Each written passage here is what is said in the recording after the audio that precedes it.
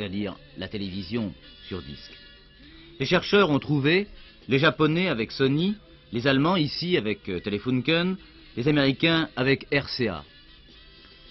Les Hollandais de Philips y sont aussi avec le même principe, un disque rigide lu par un rayon laser dans un lecteur que l'on pourra brancher sur le téléviseur.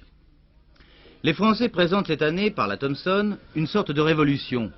Un simple rond de plastique où sont gravées 20 minutes de programme. Il suffit de presser une matrice et d'imprimer les feuilles de plastique. Pas d'usure, donc des années d'utilisation.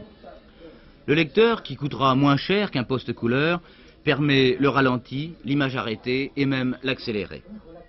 Tout paraît simple, tout est prêt, en somme les techniciens ont rempli leur contrat. Mais il faut maintenant, et ce n'est pas le plus facile, que les grands de la télécommunication s'entendent pour que le disque de l'un s'adapte sur le lecteur de l'autre. Ce qui nous préoccupe actuellement, c'est de trouver avec ces partenaires industriels une standardisation. En d'autres termes, il nous paraît très important que n'importe quel disque puisse être lu sur n'importe quel lecteur, sinon on peut craindre effectivement que le public se décourage un petit peu.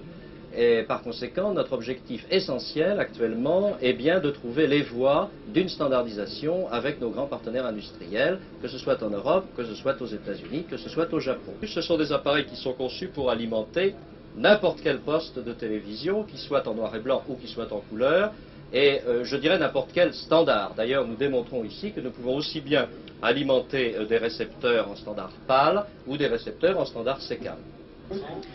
À côté de ces groupes puissants qui s'entendent pour conquérir et développer un marché, il y a l'ingénieur solitaire qui a inventé le MDR, un disque, là aussi, mais sur lequel, et c'est le seul pour l'instant, chacun pourra enregistrer le bébé qui pleure, les souvenirs de vacances ou la fin d'une bonne soirée.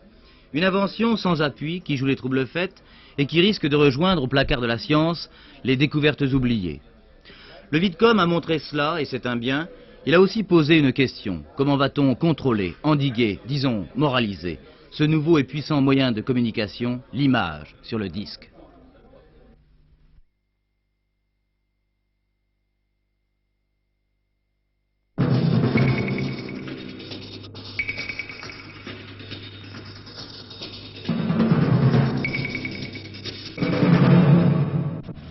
Les progrès de la biologie entraînent ceux de la médecine qui nous guérit. Or, ce qu'il y a de curieux, c'est que les plus récentes découvertes en biologie semblent faire peur. Alors, on comprend que des ingénieurs qui travaillent sur la bombe atomique fassent peur, mais que des biologistes qui travaillent sur le